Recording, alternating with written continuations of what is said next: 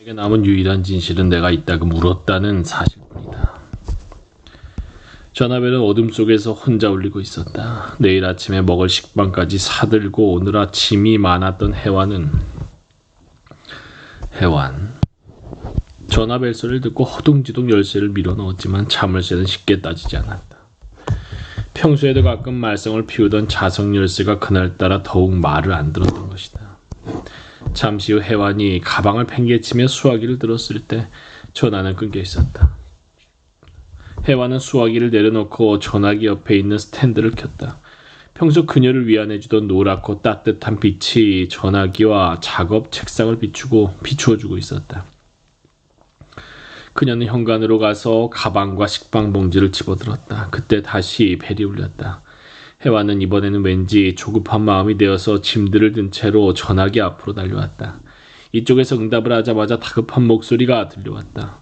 어딜 그렇게 돌아다니니? 종일 전화했었어. 경혜였다. 그녀는 특유의 약간은 높고 갈라지는 목소리로 투정을 부리듯이 말했다. 짙어서 고집이 세어 보이는 해완의 눈썹이 좀 찌푸려졌다. 무거운 짐들을 든 채로 허둥지둥 전화를 받으러 달려온 것은 경혜를 기대했기 때문 아니었다. 해완은 들고 있던 짐들을 천천히 책상 옆에 내려놓으며 심드렁한 목소리로 대꾸했다. 먹고 살려면 뛰어야지 웬일이야. 네가 날 애타게 찾고. 그녀는 회색 블라우스에 남은 단추들을 풀기 시작했고 혼자 사는 여자 특유의 방심한 자세로 한 발을 뻗어 이지러져 있는 가죽 가방을 제대로 세웠다. 여자 특유의 방심한 자세. 너 좋아서 건 거 아니야. 영선이 때문인데. 영선이가 왜? 그래, 어쩐지 전화 받는 목소리가 태평스럽다 했다. 너 모르고 있었구나. 놀라지 마. 영선이 지금 병원에 있대. 해완은 마지막 단추를 풀던 손을 멈추고 두 손으로 전화기를 움켜잡았다. 순간 그녀의 머릿속으로 어떤 예감이 짧고 강한 빗줄기처럼 스쳐 지나갔다. 하지만 그녀가 그 예감의 정체에 대해서 생각하기도 전에 경혜의 목소리가 울렸다. 칼로 자기 온몸을 그었대. 영선이가 말이야. 다행히 크게 다친 데는 없는데 난리가 났었나 봐. 한숨인지 전율인지 모를 침묵이 경혜의 말꼬리에 가늘게 이어져 나왔다. 해완은 다 풀어헤쳐진 블라우스를 자기도 모르게 다시 여미면서 되물었다. 뭐 누가? 영선이가. 다시 침묵이 이어졌다. 해완은 반팔 아래로 드러난 자신의 맨살을 가만히 쓸어내렸다. 싸늘한 전율이 그 맨팔을 스치고 지나갔지만 아직은 그 말의 뜻이 무언지 정확히 감이 오질 않았다. 그건 그녀의 버릇이었다. 언어와 감정이 늘 일치되어 있지 않았다. 상대방의 말을 다 이해하고 들어주다가 나중에서야 그것이 모욕이었던 줄 깨닫고 혼자 분해하는 일도 많았다. 어쨌든 해완은 전화기를 고쳐잡았다. 마치 전화기를 꽉 움켜잡으면 이 이상스러운 소식의 정황을 한 손에 움켜잡기라도 할 것 같은 모습이었다. 아니, 이 밤중에 무슨 뚱땅지 같은 소리야. 왜 그랬다는데? 내가 아니. 오늘 애들 옷 사러 백화점 앞에서 만나기로 했거든. 나와야 말이지. 집에도 전화를 받지 않고 저녁이 다 돼서 영선이 친정에 전화를 했었어. 걔 요즘 며칠 친정에 있을 거라는 말이 그때서야 생각나잖아. 동생이 다 죽어가는 목소리로 얘기를 하더구나. 병원에 있다고 말이야. 어디 아프냐고 물었더니 요것이 대답을 안 하는 거야. 그래, 어느 병원이냐고 물었더니 마침 우리 애 아빠가 아는 이가 있는 병원이야. 전화를 해서 전에 알던 간호사에게 알아봐 달라고 했지. 그 간호사가 저녁이 다 돼서 전화를 했어. 오늘 저녁에 실려왔대. 세상에 지 몸을 칼로 그었다니 말이나 되니 실감이 안 나. 네가 그랬다면 내가 금방 믿었겠지만. 경혜는 마치 연습이라도 해두었던 것처럼 빠르게 말을 이었다. 물론 경혜가 붙이지 않아도 될 마지막 말을 했을 때 해완의 미간이 약간 찌푸려졌지만 그건 그들 사이에 늘 있어오던 날카로운 감정의 대립 같은 것이었으므로 해완은 금방 표정을 펴고 대꾸했다. 강도가 들었겠지. 아니라니까. 동생이 그러는데 박 감독하고 사이가 좀 그래서 친정에 와서 쉬고 있었는데 잠깐 집에 다녀온다더니 가서 그새를 못 참고 또 싸웠나 봐. 홧김에 그런 모양이야. 근데 너 영선이가 그럴 수 있다는 거 상상이라도 해봤니? 그리고 그 기집애 박 감독하고 사이가 그 지경까지 됐다는 거 우리 앞에서 어쩌면 그렇게 깜쪽같이 속일 수가 있었던 거니? 아무튼 아까부터 갑자기 무서운 생각이 들어서 애 아빠 들어오기만 기다리고 있는 거야. 이상해. 왜 내가 이렇게 떨리고 무서운 생각이 드니? 경혜는 정말 두려움에 사로잡힌 목소리로 말을 이었다. 박 감독은 뭐래? 박 감독 말이 정말 아무것도 아닌 일로 다투고 나서 잠이 들었는데 새벽에 이상한 느낌에 눈을 떠보니까 침대가 피로 젖어 있더라는 거야. 예, 대체 그게 말이 된다고 생각하니? 경혜는 무언가 전달하기가 힘들다는 듯 말이 안 된다는 이야기만 계속했다. 혜화는 입을 푹 다물고 아무렇게나 풀어진 블라우스를 듬성듬성 여미었다. 말이 안 되는 게 문제가 아니라 나도 한참 생각해봤는데 박 감독이 사고 친 거 아닐까? 감독이니까 아무래도.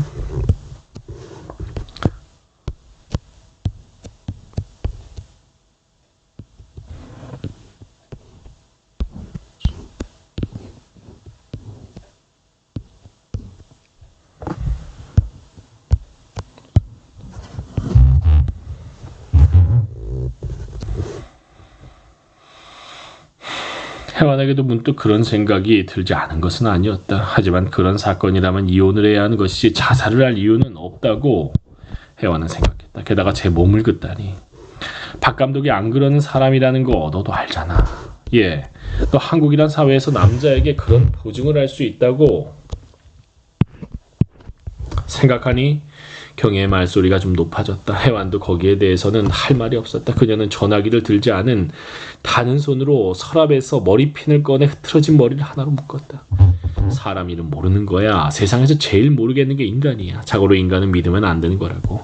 갑자기 세상 이치를 다 깨달은 듯한 경혜의 말을 들으며 혜완은 짧게 숨을 내쉬었다. 그나저나 바보 같은 게 그렇게 못 참겠거든. 칼을 들어서 남편 보고 죽자 사자 할 것이지 왜 지 몸을. 둘 다 침묵을 지켰다. 혜완은 정말 오랜만에 경혜와 아무 논쟁이 없는 의견이 일치되는 것을 느꼈다. 전화기를 붙들고 있는 두 여자의 침묵 멀리서 현관 벨소리가 들렸다. 경혜의 목소리가 갑자기 낮게 깔렸다. 애 아빠 들어왔나 봐. 나중에 아니 내일 보자. 아침에 영선이 병원으로 갈게. 당신이요? 경혜의 목소리는 다급했고 나중 목소리는 한껏 들떠 있었다. 혜완은 경혜를 모르는 바도 아니어서 우선 전화를 끊었다. 갑자기 사방에서 모든 소리가 사라진 것처럼 느껴졌다. 멍하니 전화기를 바라보고 있던 그녀는 무슨 커다란 결정이라도 내린 것처럼 뚜벅뚜벅 걸어가 라디오를 틀었고 여기저기 흩어진 커피잔과 물컵들을 치우고 옷을 벗었다. 그리고는 그때까지 한 손으로 엉거주춤 움켜쥐고 있던 블라우스를 벗고 집에서 늘 입는 헐렁한 반바지를 입은 다음 욕실로 가서 세면대에 물을 틀고 손을 씻었다. 경혜의 말이 꼭 틀린 건 아니었다. 분명 무언가 참을 수 없는 일이 일어나긴 했을 것이다. 하지만 영선이는 혜완이 벌써 10년째 알고 있는 그녀의 친구 영선이는 그렇게 무모한 친구가 아니었다. 경혜 말만 따라 한국이라는 상황 속에서 살고 있는 박 감독은 믿을 수 없을지 모르지만 영선이는 그런 한도 내에서는 믿을 수 있었다. 자신이 그랬다면 혜완 자신도 납득할 수 있을지도 몰랐다. 그녀도 한때는 정말 그렇게라도 하고 싶은 광기에 사로잡힌 일이 있었으니까.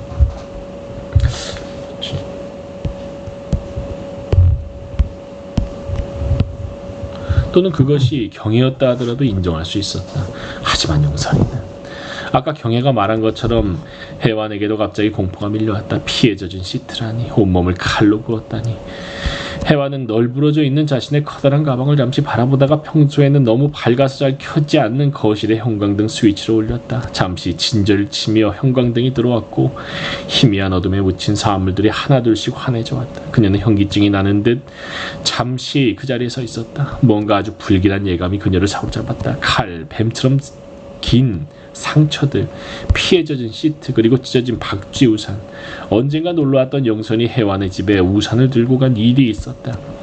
그 우산을 펴본 건 아마도 다음날 비가 내렸기 때문이었으리라. 그리고 아마도 봄날이었던 것 같다. 홀쭉하게 말려져 있던 검정 우산을 폈을 때 알아차려 했을지도 모른다. 그때 영선의 우산은 누더기처럼 찢어져 있었다. 우연한 상흔이 아니고 예리한 칼로 의도적으로 찢어놓은 것이었다. 영선이 그런 짓을 했다고는 그때는 전혀 생각하지 못했었다. 아마도 영선의 두 아들 중 하나가 개구장이 짓을 했으리라. 그리고 애들 교육상 그런 일은 야단을 좀 쳐야 되는 거 아니냐고 말을 하고 싶었던 것 같다. 하지만 영선에게 전화를 했을 때 영선은 간단히 대꾸했다. 응, 쓸모없는 거야, 버려. 그리고는 그들은 더 이상 긴 말을 하지 못했다. 아마도 시어머니의 생일잔치라거나 뭐 그런 일이 있었던 모양이었다. 이쪽의 목소리가 잘 들리지 않아서 영선이 상당히 애를 먹는 것 같았으니까. 영선의 아이들 교육에 어주짬게 참견하려던 마음도 그쪽에서 벌어지고 있는 수선스러움에 그만 어디론가 달아나버린 상황이었다. 그리고 혜화는 그 뒤로 그 일을 잊고 지냈다.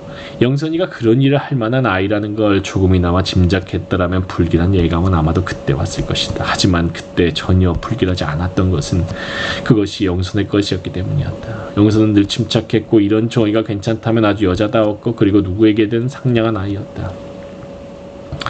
경혜의 말대로 도저히 그런 짓을 하리라고는 상상도 하지 못하는 그런 친구였다. 그런데 영선이 제 몸을 칼로 긋고 병원에 입원해 있다는 이 순간에 갑자기 그 박지우산의 너덜너덜한 감정 천조각이 떠오르는 것이다. 만일 영선이가 찢어놓은 거라면 예리한 칼로 그 검정 박지우산을 찢을 때 영선이의 표정이 어떠했을까 하는 생각이 났던 것이다. 혜화는 오디오 앞으로 가서 볼륨을 크게 높이고 소파에 걸터앉아 담배를 물었다. 섣부른 생각은 금물이다. 그녀는 스스로에게 타일렀다. 그리고는 담배를 깊이 빨아들였다. 아파트 복도를 지나치는 누군가의 무거운 발걸음 소리가 들렸다. 혜화는 침입자가 다가오는 것만 같은 공포를 잠깐 느꼈다. 그녀는 빨아들인 담배 연기를 내뿜지도 못하고 숨을 죽였다. 그러자 기침이 나올 것 같았다. 담배 연기가 목에 잘못 걸린 모양이었다. 마치 여기서 자신의 존재를 들켜버리면 무언가 파멸이 올 것 같은 기분에 휩싸여 그녀는 숨을 죽이고 있었다. 그녀의 약간 각진 얼굴은 그래서 밤풀처럼 붉게 변해갔다. 그리고 기어코 열쇠 소리가 들리고 문이 닫히는 소리가 들렸다. 아마도 옆집에 사는 중년의 독신 남자가 이제야 들어온 모양이었다. 혜화는 그제야 참았던 기침을 뱉었다. 기침이 하도 급격하게 튀어나오는 바람에 소파에서 바닥으로 내려앉아 둥글게 몸을 굽히고는 거실 바닥에 손바닥을 짚었다. 한참이 지나서야 기침이 멎었다. 핀으로 고정시켰던 머리 몇 줄기가 귀 옆으로 흘러내려와 있었다. 그녀는 다시 머리핀을 빼서 어깨까지 내려오는 머리를 묶고는 전화기 앞으로 가서 다이얼을 돌렸다. 영선의 집 번호였다. 늦은 시간이었지만 이해해주리라는 생각을 하면서 그녀는 인내심 있게 신호소리를 듣고 있었다. 한 20번은 울렸을까. 전화는 끝내 응답을 하지 않았다. 혜화는 전화기를 놓고 소파로 돌아와 앉았다. 아니다. 언젠가 이런 일도 있었다. 오랜만에 동창들의 모임이었다. 아이들 이야기, 남의 집 부부싸움 이야기가 오갔다. 남편의 자랑만 늘어놓는 친구도 있었다. 그때 영선이가 이렇게 말했다. 아마도 결혼 생활에 있어서 여자가 현명하다는 것은 무엇인가 이런 이야기들이 오갈 무렵이었다. 똑똑하다 해도 아무리 공부를 잘했다 해도 세상에 온갖 지혜를 다 가졌다 해도 운명이 더 강해. 운명만큼 무서운 건 없어. 동창들은 데리고 온 아이들의 뒤치다거리를 하고 과일을 깎고 하느라 아무도 영선의 말에 반응하지 않았다. 하지만 혜완만은 그 말이 무슨 뜻인지 알아들었다. 이게 핵심이네. 영선은 마치 이렇게 말하고 있는 것 같았다. 불행이 무엇인지, 모욕이 무엇인지, 생이라는 게 얼마나 불가사의하고 고통으로 가득 차 있는지 느껴본 사람들과 이야기하고 싶어.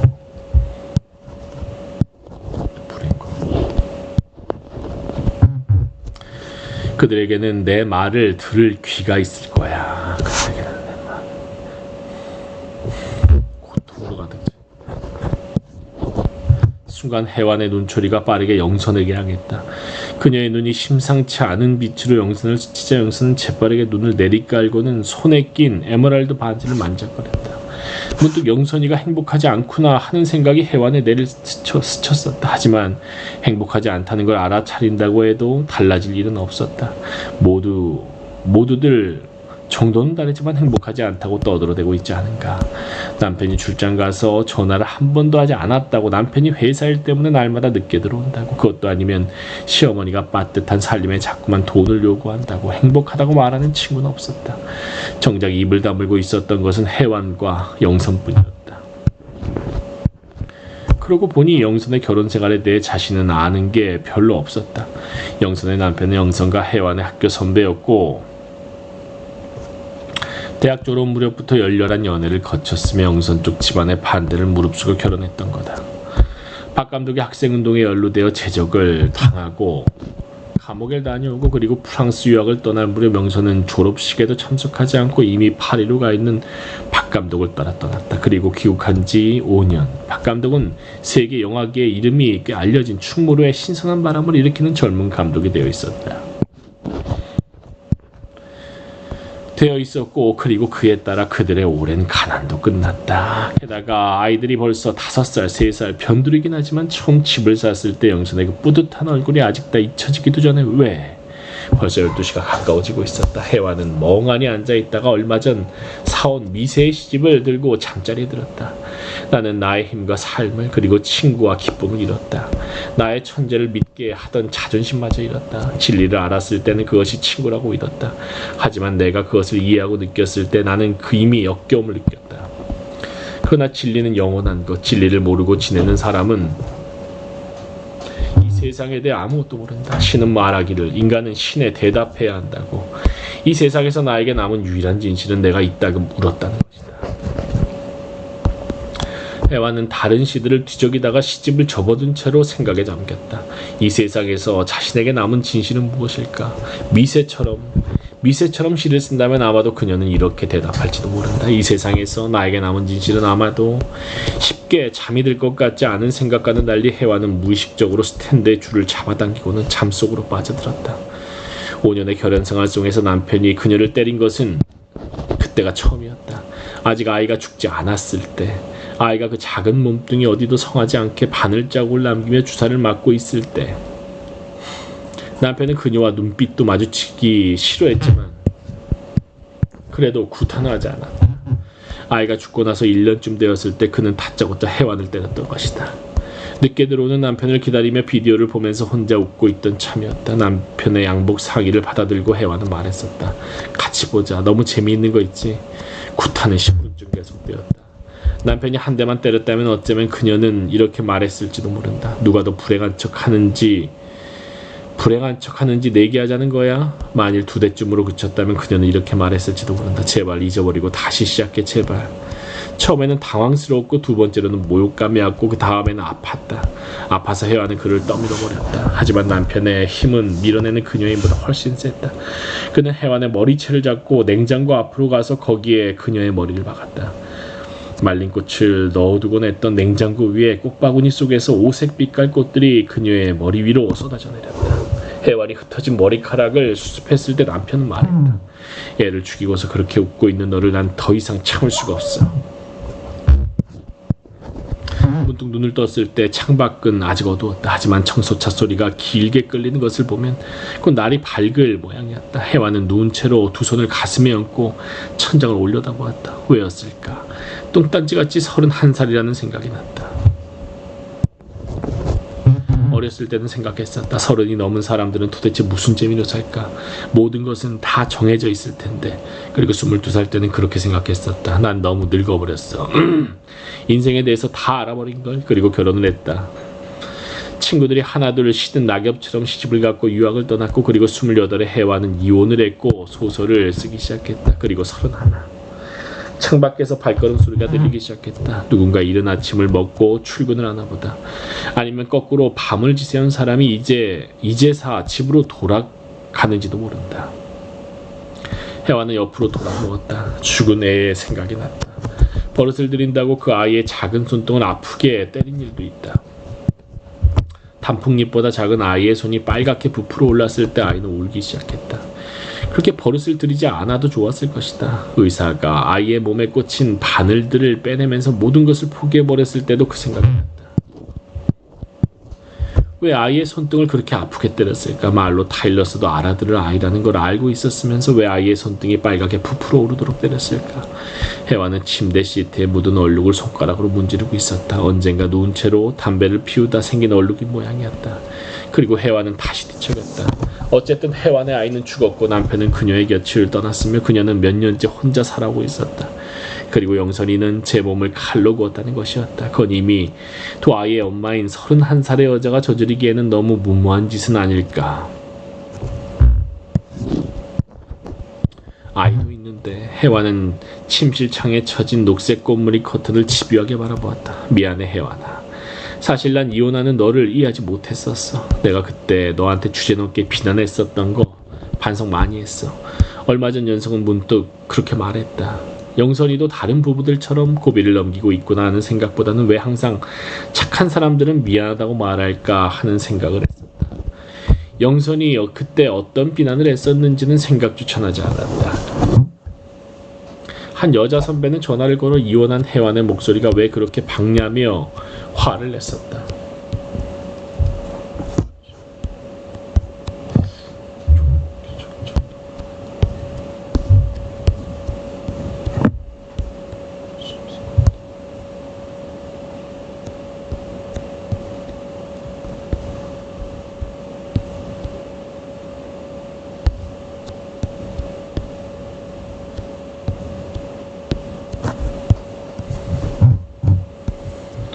남편의 친구라고 자신을 밝힌 남자는 며칠 동안 끈질기게 전화를 걸어 죽여버리겠다고 술주정을 하기도 했다.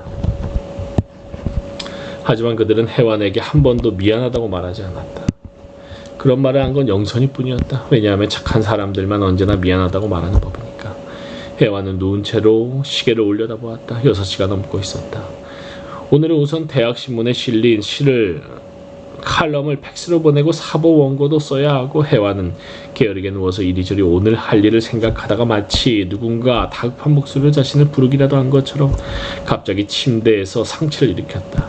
영선이가 그런 일을 저질렀다는 사실이 이제서야 구체적으로 혜완의 생각들을 위협하기 시작한 것이었다. 한 소녀가 울고 있다. 침대에는 한 마리의 짐승이 누워있었다. 혜완에게는 적어도 그렇게 보였다. 몸뚱이 여기저기에 감겨진 붕대, 완강히 벌려진 채로 침대 모서리에 묶인 양손목, 그녀의 작고 갸름한 얼굴엔 까만 기미가 덮여 있었다. 그리고 평소 늘 미소가 감돌던 약간 큰 입술은 보기 싫게 처져 있었고 가쁜 숨이 그 벌어진 입을 넘나들고 있었다. 큰 대자로 벌려져 묶인 양쪽 팔 중 한 팔을 향하여 짓붉은 피가 링거병으로부터 떨어지고 있었다. 온몸을 걷다고 호들갑을 떤 경혜의 말과는 달리 영선의 왼쪽 손목에만 붕대가 칭칭 감겨있을 뿐 나머지 부분은 별로 상처가 심한 것 같지 않았다. 하지만 그녀의 한 뺨에는 자상이 분명한 상처가 오른쪽 관자 놀이깨로부터 턱까지 이어져 있었고 그리고 거기엔 말라붙은 피가 일직선으로 얌전히 엉켜붙어 있었다. 심한 상처가 아니라서 약만 발라둔 모양이었다. 혜완은 잠들어 있는 영선을 바라보며 서 있었다. 병원의 마크가 찍힌 헐렁한 환자복이 마치 그녀의 상처 입은 몽둥이를 허물처럼 덮고 있었다. 혜완은 다가가 영선의 상처 입은 볼을 가만히 만져보았다. 볼은 따뜻했다. 죽어버린 아이의 뺨을 이렇게 만져본 적이 있었다. 아이의 뺨은 섬뜩할 정도로 찼다. 울부짖었던 것은 그때부터였다. 무서워서 따뜻하고 통통하던 아이의 장밋빛 뺨이 그토록 섬뜩하게 차가울 수 있다는 사실이 무서워서 혜완은 울었다. 그러나 영선의 볼은 아직 따뜻했다. 저렇게 묶여있고 저렇게 붉은 피가 들어갈 수 있는 혈관이 있고 혜완은 갑자기 영선에게 배신감을 느꼈다. 무언가 그럴듯한 연극을 보고 있는 것 같은 감정이 솟구쳤던 것이다. 여러 번 혜완 자신도 죽어버릴까 하는 생각을 했었다. 하지만 그럴 수 없었던 것은 진짜 죽어버릴까봐 겁이 나서였다. 자살 미수에 그치는 것은 너무나 상투적인 연극일 뿐이라는 생각 때문이었다. 혜완은 좀 떨어져 선 채로 영선을 바라보았다. 팔을 벌리고 잠든 그녀가 얼핏 마치 십자가에 달린 순교자 같다는 생각이 들었지만 그녀는 그 생각을 바꾸었다. 연민 따위로는 영선의 이런 상황들을 합리화해줄 수 없다는 생각이 들었던 것이다. 어찌됐든 이런 지경까지 가기 전에 그것이 무슨 일이든 처리를 해야 했었다. 그녀는 사보 원고가 든 가방을 한번 고쳐매고 병실을 나섰다. 간호사가 면회사절이라는 병실 문에 달린 팻말을 보며 혜완에게 어이없어하는 표정을 지었다. 이러시면 안 돼요. 환자 남편도 안 된단 말이에요. 간호사는 몹시 화를 내고 있었다. 혜완은 미안하다는 말을 잠깐 하고 엘리베이터로 향했다.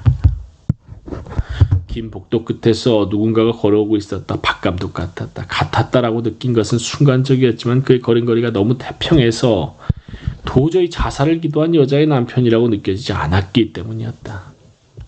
혜완을 발견했을 때 그는 고개를 들었다. 그의 얼굴에는 혜완과 지금 이 자리에서 마주치고 싶지 않다는 거부감이 강했다. 아마도 그럴 거라고 그녀는 생각했다. 대학 선배였던 그를 혜완도 조금은 알고 있었다.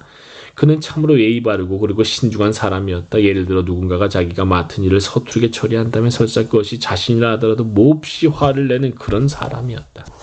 어쨌든 박 감독은 목례를 보내고 혜완 앞에 멈춰섰다.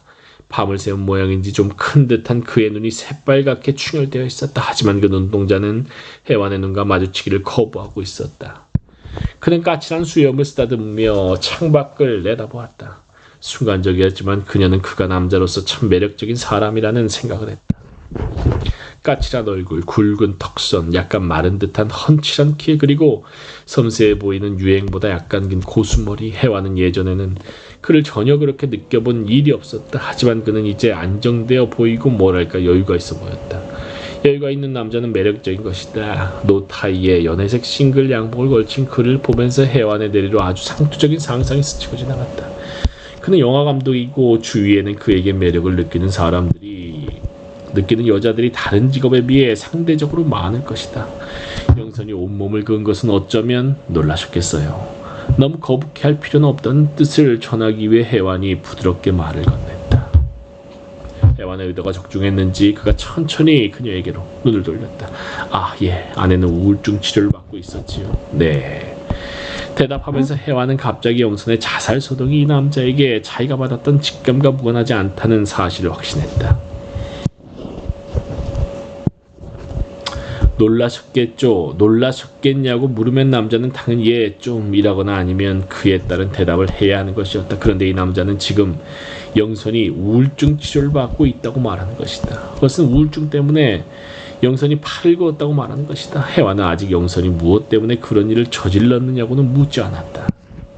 지나친 자기 방어다. 지나치게 자기를 방어한다는 것은 그가 방어해야만 될 그 무엇인가를 느끼고 있다는 소리였다. 하지만 원인이야 무엇이든지 간에 영선이 그렇게 제 몸을 마치 미친 여자처럼 그어대도록 그는 무엇을 하고 있었을까 하는 생각이 들었다.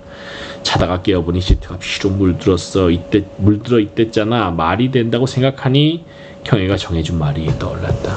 해와는 일견 매력적으로 보이는 이 남자에게 적개심을 느꼈다. 그가 차려입고 있는 깔끔한 연회색 양복도 의심스러웠다. 어찌되었건 아내가 적고를 하고 있는데 양복이라니. 그는 저걸 예전부터 입고 있었던 걸까? 아니면 오늘 집에 들어가 옷장을 열고 마음에 드는 걸 느긋한 기분으로 골라 입은 걸까? 만일 입장이 바뀌었다면 영선은 어땠을까? 아마 그녀는 머리도 빗지 않고 옷 같은 건 더구나 신경 쓰지 않고 경혜와 해안이 언제나 놀려댔듯이 색깔도 맞지 않는 티셔츠에 바지를 걸치고 수심에 잠겨 있을 것이다. 당신은 어떤 때 보면 꼭 인류 절반 여성의 대변인 것만 같아. 자기 일도 아닌데 흥분하고. 아직 사이가 좋았을 시절에 남편은 가끔 그녀에게 그렇게 말했었다. 여성의 대변인. 여성단체에 다녀와서 매맞는 여자의 이야기들을 말해주면 그렇게 대꾸했던 것이다. 그럼 그녀는 이렇게 대답했었다. 경험이 유전된다는 거 몰라? 모계 사회가 끝난 이후로 여성들은 언제나 몇만 년에 이르는 피해의식의 축적을 가지고 있다고. 흑인들을 생각해봐. 설사 노예가 아니었다 하더라도 혹은 교육을 잘 받은 사람이라도 백인에 대해 어떤 형식으로 피해의식을 가지고 있잖아. 그들은 겨우 200년도 안 되는 세월 동안 피해를 입었을 뿐인데 말이야. 그때는 자신이나 영선이나 경혜나 적어도 20세기 후반의 지성적인 교육을 받은 사람 그 누구라도 참을 수 없이 모욕적인 일 같은 건 절대로 일어나지 않으리라 믿었던 때였다. 아니, 일어나지 않으리라는 생각조차 하지 않았었다.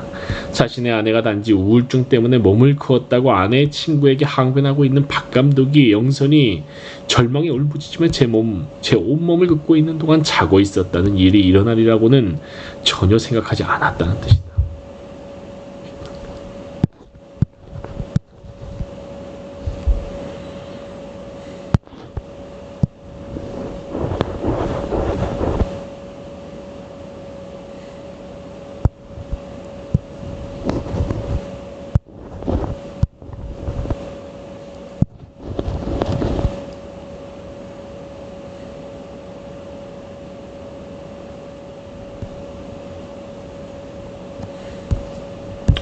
전혀 이해할 수가 없군요. 도대체 무슨 일이 있었나요?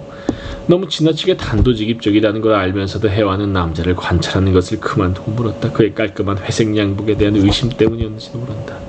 남자의 얼굴 위로 확 마치 성냥이 머리에 불을 일구는 것처럼 격정적인 분노가 스쳐 지나간다.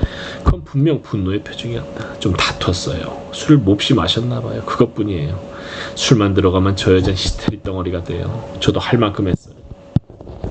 말을 마치면서 입을 다무는 그의 얼굴에 저기가 번뜩였다. 순간적이었지만 거의 압도당할 것 같은 느낌이 해완에게도 들었다. 하지만 저 여자라는 지칭이 목구멍에 걸려 그 남자가 뿜어내고 있는 압도감으로부터 혜완을 건져 올렸다.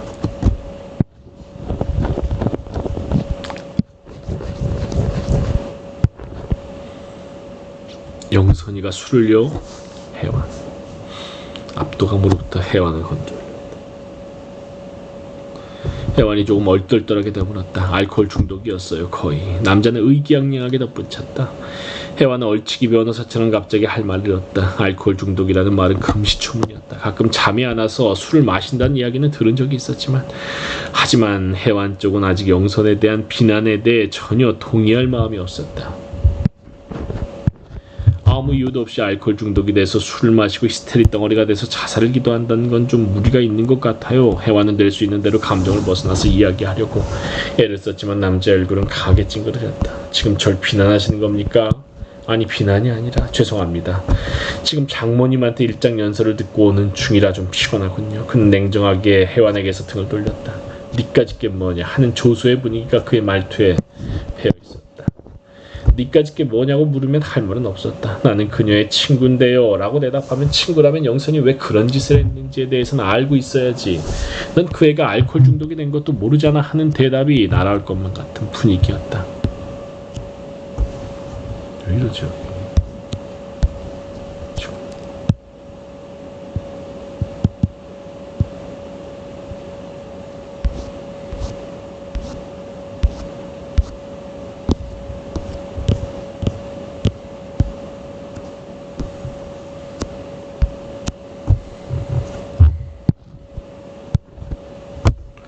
망연히 서서 바라보고 있다가 혜완은 그의 뒷덜미를 잡아서 한 대 갈겨주고 싶은 기분이 들었다. 하지만 그녀는 잠시 구경꾼처럼 박 감독의 뒷모습을 바라보고 있었다. 그의 어깨는 처지고 발걸음은 느리게 복도에 끌리고 있었다. 깔끔한 양복과는 달리 그가 구두 뒤축을 구겨 신고 있는 것도 보였다. 그녀의 마음도 이상하게 조금 누그러지고 있었다. 혜완은 우선 엘리베이터를 타고 나자 경혜가 오지 않았다는 생각을 했다. 시계를 들여다보았다. 11시가 지나고 있었다. 그녀는 아침마다 커피를 마시는 카페로 천천히 걸어 들어가야겠다고 생각했다. 벌써 8월이 절반도 더 지나가고 있었지만 무덥고 무거운 날씨였다. 구름은 하늘 아래로 눅눅히 깔려 있었고 습기찬 바람 때문에 블라우스는 금방 등에 달라붙었다. 상처 입은 모습으로 누워있던 영선의 감은 눈이 자꾸 생각났다. 혜완은 날씨처럼 무겁게 발걸음을 옮겼다. 혜완, 영선, 경혜. 그들은 대학 1학년이었고 그들이 몸담고 있는 학교 방송국에 단 3명뿐인 신입 여학생 아나운서들이었다. 불문과에서 친해진 그들은 우르르 몰려가 재미삼아 방송국에 지원을 했는데 모두 합격해버린 것이었다. 셋은 마치 여고 시절의 단짝들처럼 늘 붙어다녔다. 문제가 생긴 것은 키가 크고 잘생겼던 한 남학생 선배 때문이었다.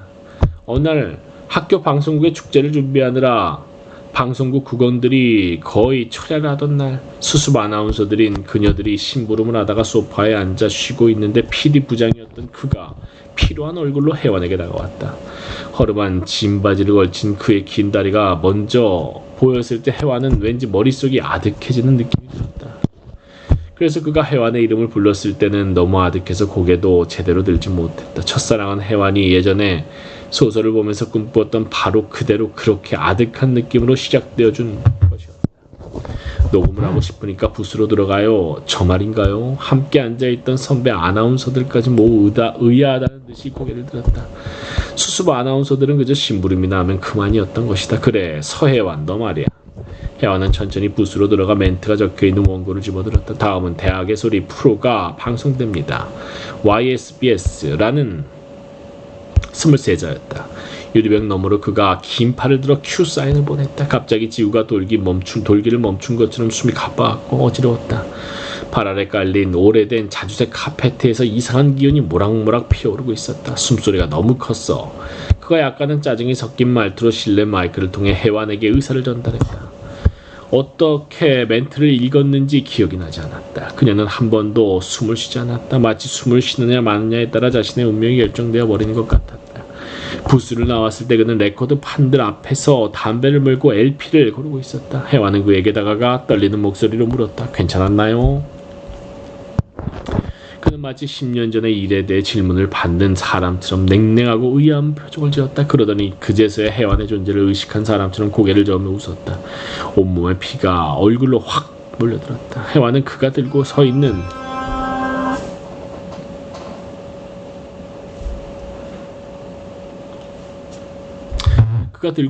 존 바에즈의 얼굴만 바라보며 서 있었다. 그의 손가락 한 끝이 제끼째 커다랗게 인쇄된 존 바에즈의 뺨 한쪽에 닿아 있었다. 해완은 막연하게 존 바에즈에게 질투를 느꼈다.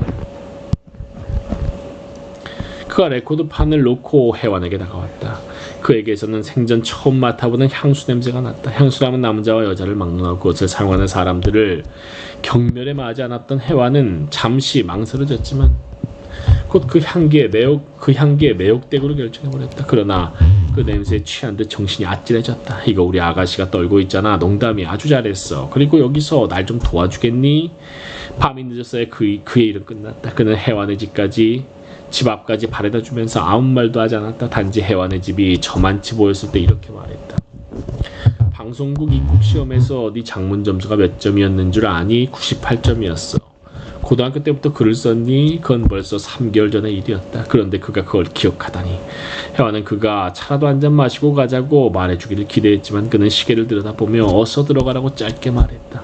섭섭했지만 왜였을까?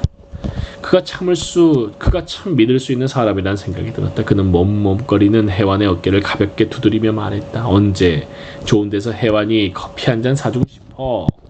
방송국은 언제나 그의 향수 냄새로 가득 차 있었다. 향수 냄새가 없으면 그가 아직 도착하지 않았다는 것이고 그러면 그 방송국은 아무 의미도 없었다. 어느 날 그가 전화를 걸었다. 몇 번 받아본 일이 있는 전화였지만 그날은 특별했다. 그는 술에 취해 있었고 더구나 지금 해완의 집 앞에 와 있다는 것이었다.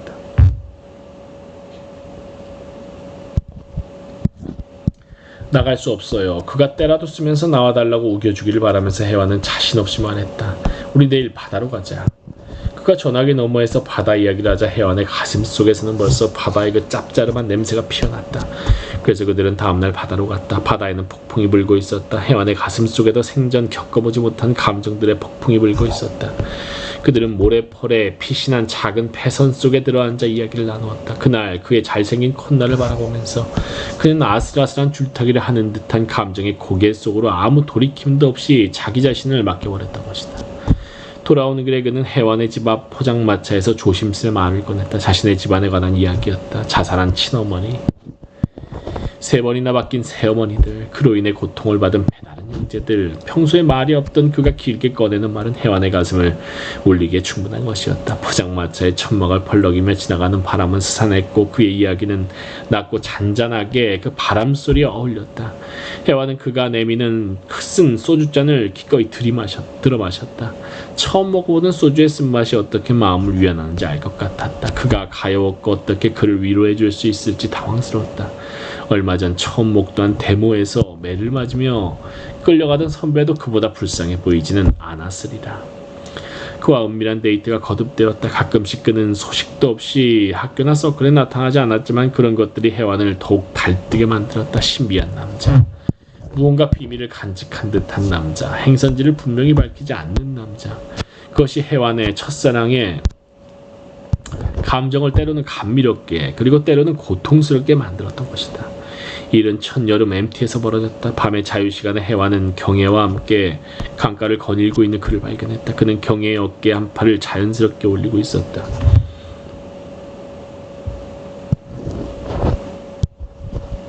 그것은 서클 MT에서 그리 쉽게 볼 수 있는 광경은 아니었다. 질투심으로 인해서 해완은 꽁꽁 얼어붙었다.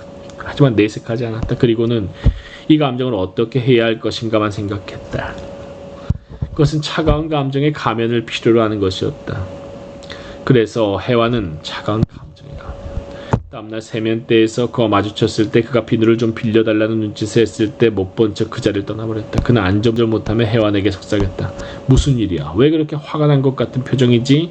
그는 물었고 해완은 냉랭하게 돌아섰지만 그녀의 머릿속에서 끊임없이 속삭이는 소리를 뿌리치긴 힘들었다. 그것은 단지 오해였을 뿐이야. 어깨에 팔을 올릴 수도 있는 거잖아. 너도 그 선배랑 아까 장난스레 팔짱을 끼웠잖아. 그러니 그들 또한 아무 사이도 아니야. 그가 사랑하는 것은 너뿐이야. 그래, 그는 너를 사랑한다고. 위안해주는 마음의 소리는 잠시 일어났던 그 불확실한 의심의 소리보다 컸다. 해와는 위안해주는 소리 쪽으로 서슴없이 마음을 정했고 그러자 그에게 미안한 마음이 들었다. 얼마나 미안했는지 그가 무릎을 꿇고 빌라고 해도 할 수 있을 것 같았다. 그래서 해완이 수줍은 목소리 미소를 보내자 그가 갑자기 생기를 찾았다. 해완은 더 미안했다. 저런 그를 그렇게 취급하다니 나는 너무 경솔했어. 내 사랑을 저렇게 기다리고 있는 저 가엾고 어두운 사람. 경혜의 성격이 좀 더 직선적이었지만 않았어도 해완은 더 오랜 시간을 꽁꽁 알아댔을지도 모른다. 이를 터뜨린 것은 학교 앞에 다방에서 선언을 한 경혜였다. 여름방학이 되면 셋이서 여행을 가자고 그녀들이 모여 있었다. 그런데 경혜가 자꾸 머뭇거리는 것이었다. 실은 나 선약이 있어. 조용필의 노래가 흐르는 다방에서 영선과 해완의 눈이 휘둥그레졌다. 경혜의 콧소리에서 감지되는 것은 그 상대방이 특별한 남자라는 예감 때문이었을 것이다. 그리고 경혜가 영선과 해완 앞에서 그와의 일을 털어놓았을 때 무거운 침묵이 감돌았다. 해완이 그보다 더 놀랐던 것은 영선이 먼저 울음을 터뜨렸기 때문이었다. 해완이 물었다. 영선아, 너 또였니?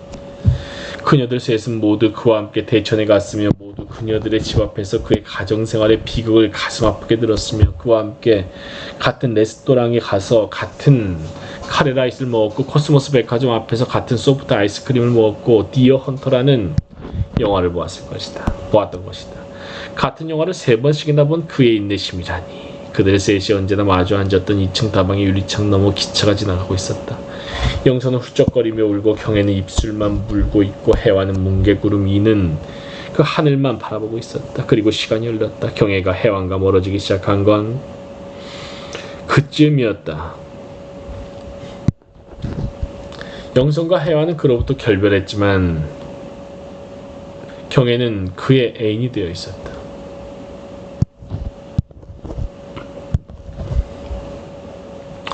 해완은 경멸을 감추려고 하지 않았지만 경혜는 그것이 해완의 질투라고 믿고 있었다.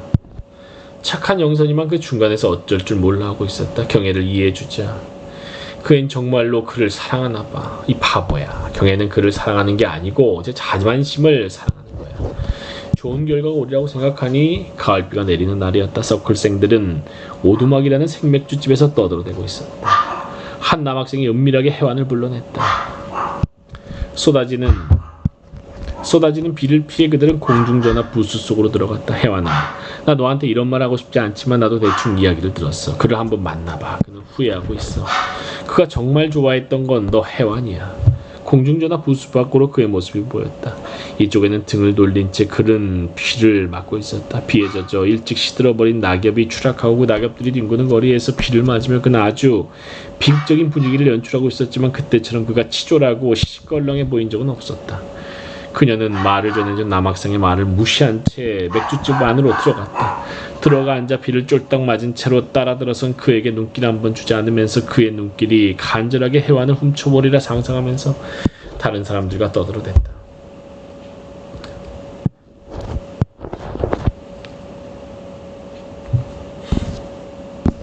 그리고 그녀는 다음날 아침 그에게 전화를 했다. 마치 화해하는 연인들처럼. 운명의 마법에 걸렸던 연인들이 이제서 그 마법에서 풀려나 서로 상봉을 기다리고 있는 것처럼 해완은 상냥했다. 근데 감동하는 목소리를 내고 있었다. 전화로 그 감동을 다 전하지 못하는 게 안타깝다는 것을 감추려고도 하지 않았다. 해완은 아직도 내리고 있는 가을 빗줄기를 바라보면서 그와 아침에 학교 정문에서 만나자고 말했다. 하필이면 정문이야 라고 그가 말했다. 해완은 꼭 정문이어야 한다고 우겼다.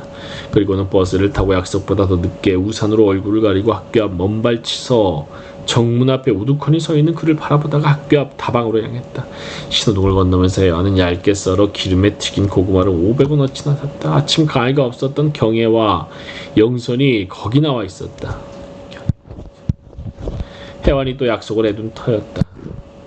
그 선배 교문 앞에 서 있던데 선심처럼 고구마 튀김을 내면서 해완이 스치듯이 물었다.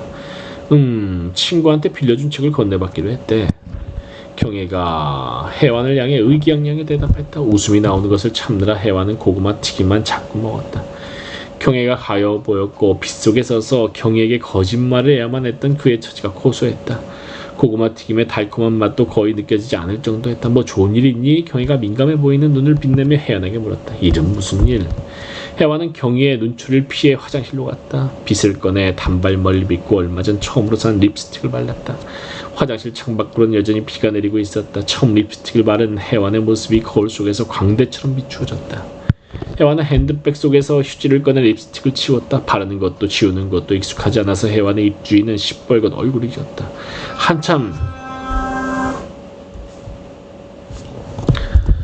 한참 그런 자기 모습을 바라보다가 왜였을까 혜완은 거울을 바라보면서 쿡 하고 울어버리고 말았다.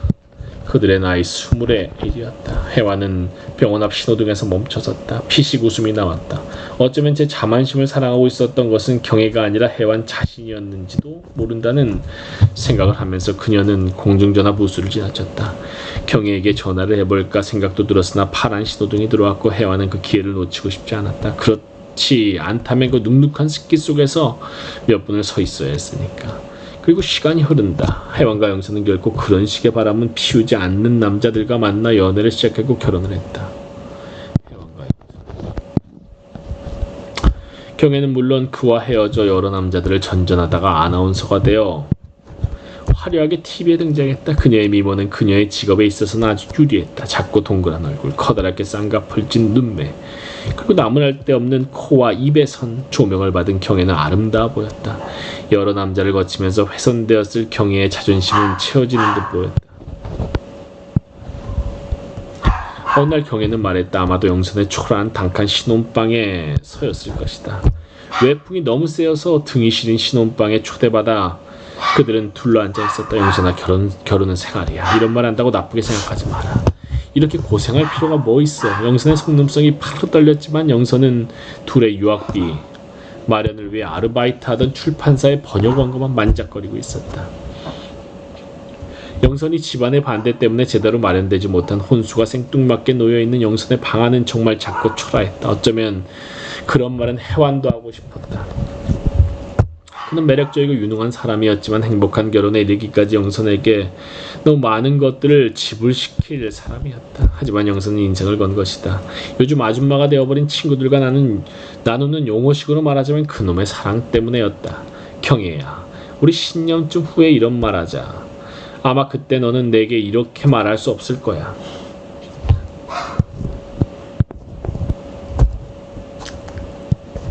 영선이 그토록 단호한 말을 한 적이 있었던 코피를 흘리며 아르바이트를 해서 학비를 마련한 그들은 영화를 공부하기 위해 함께 유학을 떠났다. 하지만 아르바이트는 언제나 영선의 몫이었다.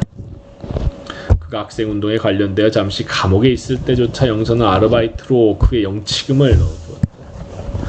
혜완으로 말하면 솔직히 그런 영선에게 실망하고 있었다. 더구나 프랑스로 떠난 후 유야무야 자신의 학업을 잠시 중단하고 그곳에서 한국 사람들의 아이를 보아주는 일을 하고 있다는 우울한 편지를 받았을 때는 영선이 더 이상 학업을 계속하지 못하려는 예감을 가졌었다. 물론 혜완의 예감은 적중했다. 그들도 대부분의 부부 유학생들이 걷는 그런 과정을 밟고 있었던 것이다. 어쨌든 그들은 돌아왔다. 그리고 영선이 아니라 박 감독이 만든 영화 몇 편은 연달아 흥행과 예술성 모두를 인정받으면서 성공했다. 그들의 한국에서의 첫 성공을 축하하며 카페에서 맥주를 마시면서 혜완은 물었다. 이제 너는 어떻게 할 거야? 나? 글쎄 어떻게 했으면 좋겠니? 우리 엄마 나랑 눈만 마주치면 하는 말이 난 애는 절대로 못 봐준다야. 시어머니는 벌써 직장에 다 있는 우리 큰 동서 애들 둘이나 키우고 있고 남한테 맡기기는 깨름직하고 글을 써보지 그래. 안 그래도 박 감독하고 그런 얘기를 했어.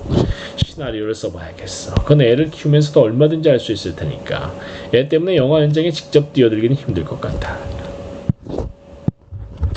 영선아, 애들 키우면서 얼마든지 할 수 있는 일은 없어. 이미 아이를 낳고 집안에 들어앉은 혜완이 우울하게 대꾸했다. 현장에 뛰어들기보다는 그래도 집에서 글을 쓰는 편이 영선의 적성에도 맞을 것 같다는 생각이 들었다. 하지만 영선은 곧 둘째 아이를 가졌고 혜완은 그 후로 그녀에게 더 물어보지 않았다. 물어볼 필요가 없었던 것이다. 하나도 아니고 둘이나 되는 아이들을 혼자 키우면서도 얼마든지 할 수 있는 일은 결코 없다는 걸 알고 있었다. 카페 앞 공중전화에서 혜화는 경희에게 전화를 걸었다. 나야, 병원에 들렀다가 걸었어. 응, 병원에 갔다 왔니? 산모랑 다 건강하니? 엉뚱한 대답이었다. 혜화는 잠시 망설이다가 다시 물었다. 나 혜완인데 영선이 병실에 들렀어. 그래, 다 건강하다니 됐다. 오늘 신우님이 오시는 바람에 못 갔어. 축하한다고 전해줘. 나중에 내가 따로 들를게. 또 전화하자.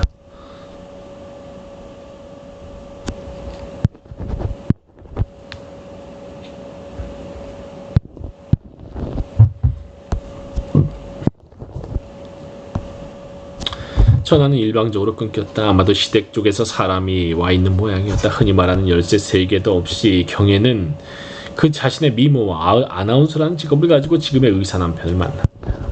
그것은 대단한 행운일 수도 있었겠지만 경혜에게는 영원히 풀리지 않는 상처일 수도 있었다. 실제로 결혼식장에서조차 신랑 쪽 하객들은 경혜 쪽 하객들에게 경멸 어린 시선을 감추려고도 하지 않았다. 결혼식이 끝난 후 경혜 쪽 하객들은 근처의 갈비탕집으로, 그리고 신랑 쪽 하객들은 대절된 버스를 타고 호텔 뷔페로 갔던 것이다. 그런 경우에는 자신이 이제껏 맺어왔던 친구들이나 친지들의 관계에 대해 예민해했다. 어쨌든 그들은 은폐의 대상이었던 것이다. 그 속엔 물론 혜완의 이혼도 끼어 있었으니 영선의 이번 일은 더 말할 나위도 없었으리라. 하지만 아무리 급하게 둘러댄다 하더라도 축하한다고 전화해달라는 말을 할 것까지는 없었을 텐데.